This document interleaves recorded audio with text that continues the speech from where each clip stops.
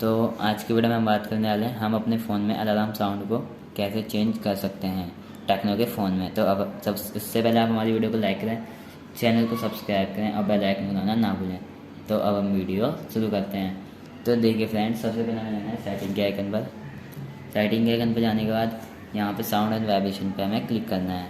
इस पर क्लिक कर दिया और फिर हमको थोड़ा नीचे की तरफ जाना है। तो यहाँ पे लिखा है डिफ़ॉल्ट अलार्म साउंड, तो इस पर हमें क्लिक करना है। तो आप अपने फ़ोन में बटरफ्लाई, नॉन कुछ भी आप सेट करके लगा सकते हैं और ओके के आइकन पे हमें क्लिक कर देना है। ओके के आइकन पे क्लिक करने के बाद आपकी लग जाएगी, रिंगटोन लग जाएगी। अगर आपको वीडियो पसंद है तो वीडियो को लाइक करें, चैनल को सब्सक्राइब करें और बेल आइकन दबाना ना भूलें।